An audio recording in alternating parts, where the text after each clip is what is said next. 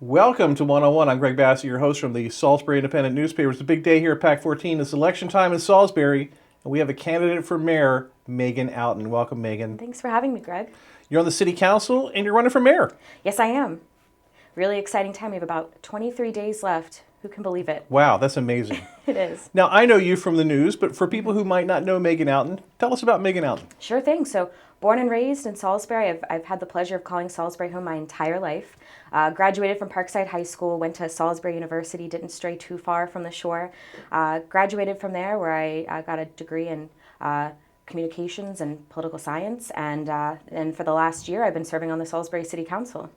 And you work in the wind industry? I do. So for the last 6 years, I was working on the Skipjack Wind Project as their Director of Stakeholder Engagement for Maryland and Delaware markets. So that's just a fancy term for doing a lot of the community and government relations for these projects.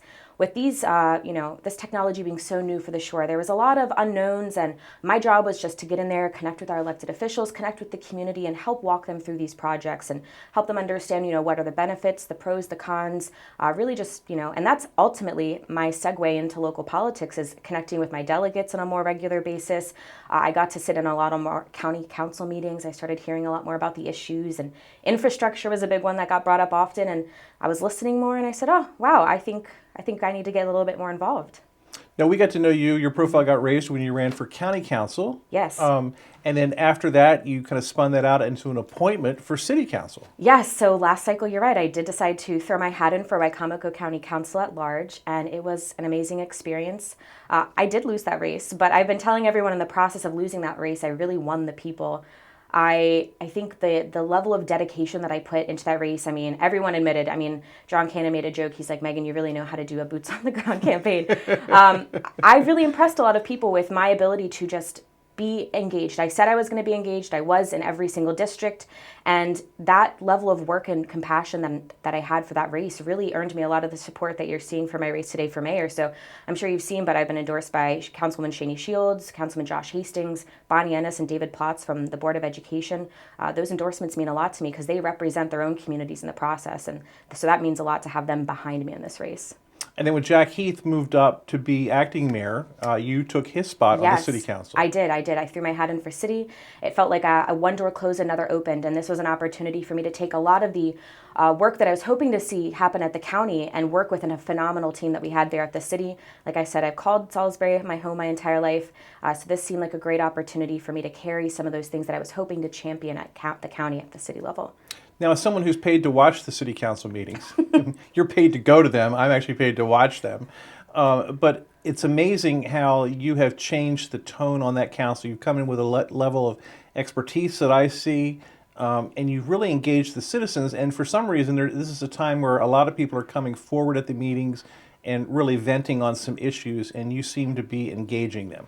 Yeah, I think that's the first thing I saw when I joined the city council was just a disengaged community. I think that's happening across the nation is at the local level, local residents just aren't being brought back into the folds, and I want to do that. So I've kind of taken upon myself to be very proactive and engaged and finding ways to engage with residents outside of our city council meetings. So I've been doing this since I got on the city council, going out to the communities themselves instead of waiting for them to come to city council meetings. And not everyone has that luxury to take off on a Monday evening, with kids, family, job.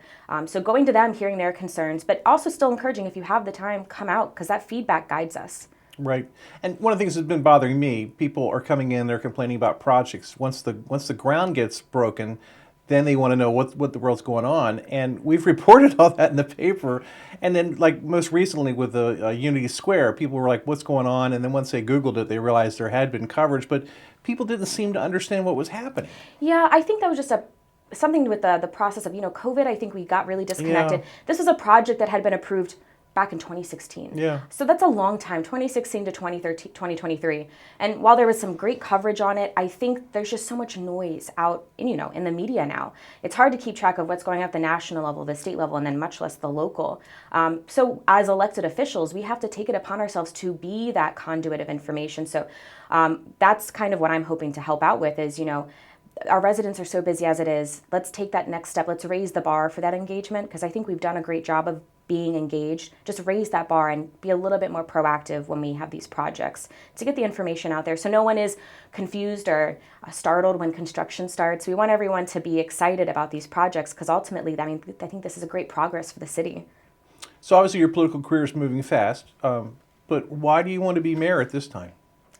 So yeah, I mean, you're right. I was running in City District 3, and I was going to be perfectly content continuing to represent the great people of District 3. I was having a phenomenal time, but as I was sitting back and watching the mayor's race unfold, I looked around and I was looking for a candidate that I feel like was really going to represent the people at large. To be quite frank, I hadn't seen that. So I decided to throw my hat in because, I know with my track record, I'm an engaged leader. I'm engaged in every single district. Far before I decided to run for mayor, I was engaged in every district. So I decided to throw my hat in because we need a representative that's going to be a representative for every resident, not just one district or one pocket. But also someone who comes with the experience and energy. And I know that I have that. Sitting on the city council, you see I'm a very fast learner. That experience is going to be crucial for the mayor's office. So if you get elected, what are the first things on your to-do list that you want to try to get done? First things first, we're going to keep Salisbury moving forward. That's the first thing. But in all reality, we're going to be in the middle of our capital improvement planning. So I want to get knee deep in that, understanding where we are with our administration, what projects have we identified. That's something that the city council doesn't get to have an eyesight on prior to when it's presented to us in the spring. I want to know what our administration has identified as priorities for the city, really get a good understanding of their direction and see, where I stand on those projects. I know in the past, we have a number of infrastructure projects coming up, making sure that those are prioritized, making sure our services are prioritized properly. I think that's something that all the candidates have said more or less on your show here today is we need to make sure that we are being very conscious with our development. Be very, very conscious. Waverly was a project that was touted often as an example. The bike lanes have been phenomenal for our community, I think, but make sure that they're implemented in a way that really reflects the needs of the community, and that's going to be my first step. And then second, it's going to be reintroducing those mayoral roundtables. I think that, to me, is a phenomenal way to re-invite the community back into the folds of local government. I've been a big advocate since I announced to bring those back. They were something that the previous mayors used to do, and I'd love to see that implemented. It's such a simple way to get the community re-engaged again, and I think those types of steps are how we get the community more involved, and we ultimately raise that voter turnout because you've heard it yourself. Last cycle we only had 15% of the population come out and vote, and I think that is showcasing just how uninvolved the residents at large feel. Certainly a dynamic, progressive mayor in Jake Day. I just think that would be a hard act to follow, but I'm kind of concerned that we're going to go back to being the old Salisbury and kind of status quo and not be the progressive city that others want to turn to. What mission, what map do you want to follow for that? Like I said, I want Salisbury to keep moving forward. I was born and raised in Salisbury. I remember a time when people were mass exodusing Salisbury. I mean, I remember a time where people would look at you and go, "You're sticking around in Salisbury, you need to get out of here," or "You're going to Salisbury University." There was not a lot of community pride. And in the last 10 years, we've really been able to flip the script on that. Salisbury is a place where a lot of people are now deliberately moving here to raise their families. People are proud to say they go to Salisbury University, UMES. The amount of community pride that we have instilled in this city is phenomenal, and I don't want to lose that. And I think we're really at risk of seeing that go away. Yeah, we talk about the brain drain all the time. People come here, get educated, Yeah. and they leave. You're certainly, a dynamic local person. You could live anywhere in the country and succeed, but you've chosen to stay here. Yeah, I have actually pointed out in the past that if it wasn't for the previous administration, I don't think I would have had a chance or an opportunity to stick around. I did not see a lot of growth in this area, and it wasn't an area that I was really worried what my future would look like here. But I thankfully came in at a right time where I was in college when Jake first stepped into office, and I saw the great work they were doing. And like I've mentioned, they've done phenomenal work. I just want to raise that bar because I know that there are a lot of concerns out in the community, and we can raise that bar to make the community feel a lot more proud of where they live. You're definitely one of those door-to-door candidates. You're out there in the neighborhoods. You're with the community development people. You're doing the meet and greets that they do out, as part of your job as a council person. What's going on in the neighborhoods? What are you seeing? Yeah, we are everywhere. I am out in as many places as I possibly can be to get that feedback, because the feedback really is what's going to guide me when I step into office, fingers crossed, A lot of the feedback has been honestly fairly positive. It's the caveats there. It's like, I really like the bike lanes, but we wish that they had been done in a more conscious way. That's all of what I'm hearing is there's these small little things that we can easily work on to make everyone feel a little bit more excited. Crime's been a big point of conversation. They want a leader that's going to really work hand in hand with our local law enforcement agencies. Thankfully, I have a phenomenal relationship with Chief Mindshine already. We've already talked through ways that we can implement some programs to really help with public safety, really help make sure that the youth are taken care of. And it's really going to be a multifaceted approach to making sure that we can tackle that. And then aside from that, it's making sure that we prioritize the right infrastructure projects. A lot of residents want to make sure that their neighborhoods are being taken care of. I think we've done a great job of feeding the heart of Salisbury. That was Jake's whole pitch is, we feed the heart and the rest flourishes. And I think we have it in a really great spot. So now it's time to take care of the rest of the body of the city. And so residents are really keen to see what we can do to help their neighborhoods as well. And I'm really looking forward to kind of feeding that out now that we've really gotten downtown in a good spot, because it's time for the rest of the city to enjoy the same level of attention that downtown's received for the last 10 years. Yeah, I think that traffic signal situation at Camden and Middle Boulevard, it was just like a textbook example of how to do everything wrong. And you got very involved in that because it's part of your district. Now there's a stop sign there. It works beautifully. Perfect. It's perfect. And honestly, that is a perfect example of what happens when the community gets involved. Right. Because they were very vocal that they didn't like how we had originally structured it. And to be frank, it wasn't working. But the four-way stop has been phenomenal. And that really comes hand in hand with the community feedback. And the amount of people who go, thank you, this is working way better than any other setup that you had initially. It's fantastic. I drive up and down there every day myself, and it's great. But those are the types of examples I like to point to of, look, when the community gets involved, we can find the perfect solutions. That's where the good solutions lie. So I spend a lot of time trying to explain to people what's going on with the surplus properties downtown and how the town sells them, that the town's not in business to own property. It's, businesses, developers are supposed to develop these properties. Help the public understand what's going on with this stuff. So, boy, where to start? Which project do you want to focus on? Lot 1, the town center. Yeah, town center apartments to me is a really exciting project. So I know there's been that's been a big point of discussion in the community here lately. So that project is going to be developed for the town center apartments. That's going to be a phenomenal project for housing downtown. We're in a spot where we're in the middle of a housing crisis across the nation. And Salisbury hasn't had any comprehensive housing developed in 15 years. And we're seeing a real big need for housing across the spectrum. We're not just talking about affordable housing, which we absolutely need, but we're talking about every other housing in between. Housing for single mothers, housing for the young professional, housing for the doctors that go to Tidal Health. We need that here in the city, and we have not built it up enough. I was just at an event yesterday, actually, where a new residency student said that he had moved into the area, and it was actually a big struggle for him to find housing, just because there's just not enough here on the market.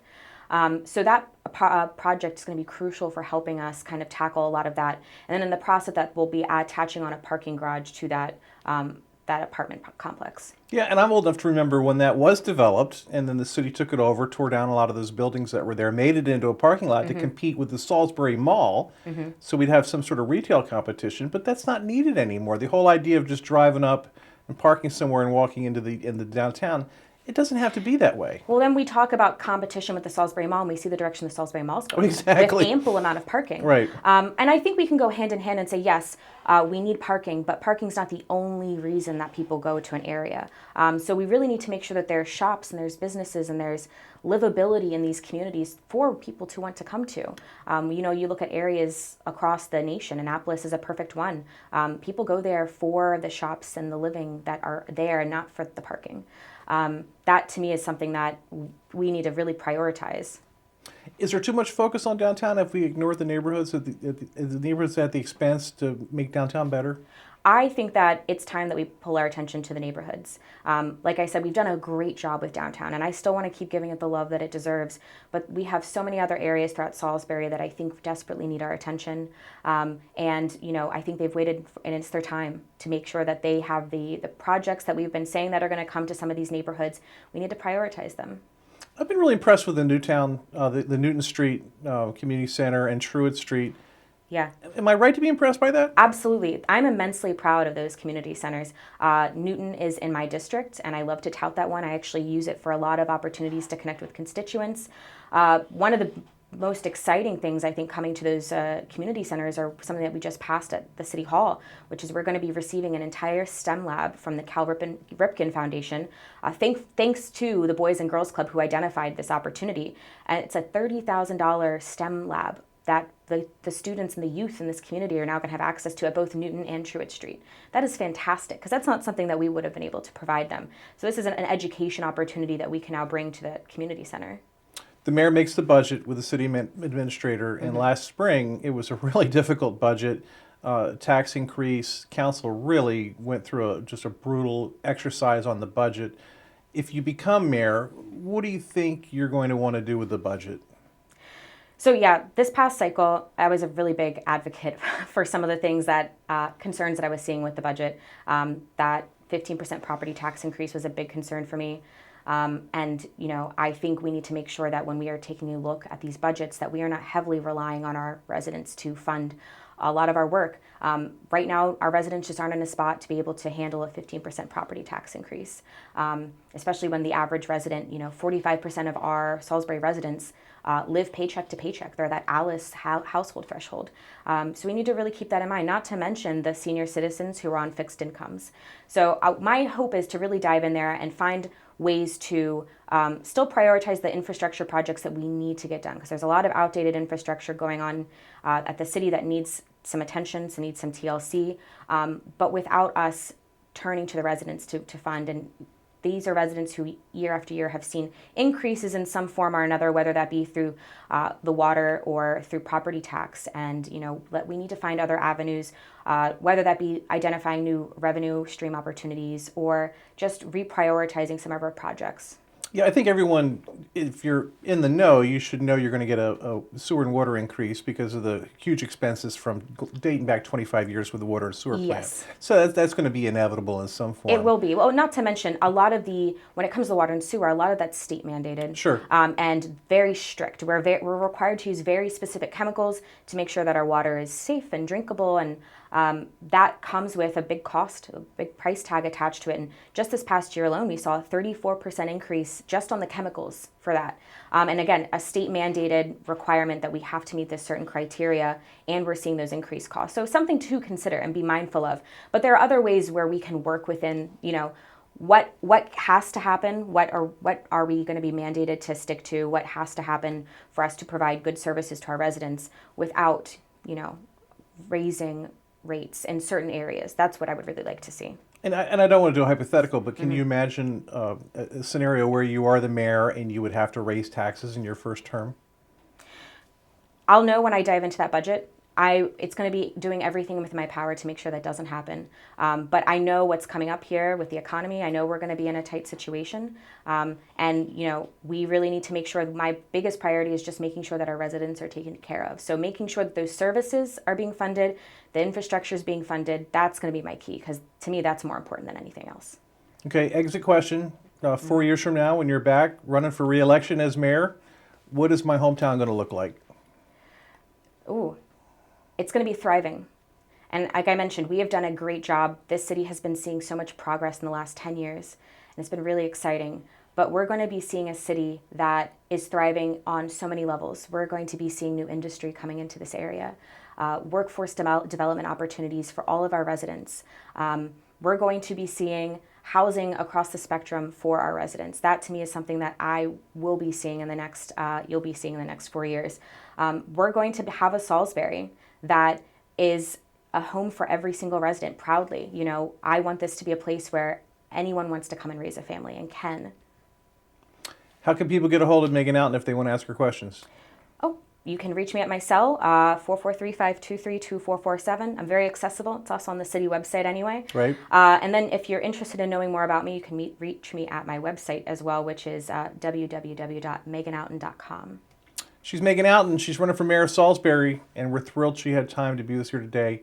Megan, thank you so much for coming in. Thank you, Greg. Appreciate it. I'm Greg Bazza from the Salisbury Independent newspaper. Another edition of 101 right here on PAC 14.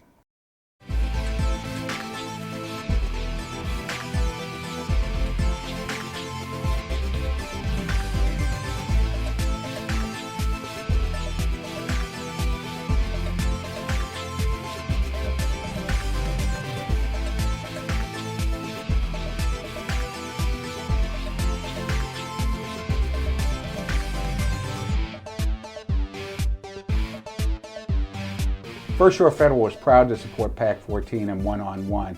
We'd encourage every business to support PAC 14 and pick a program and support it, and let's make a difference.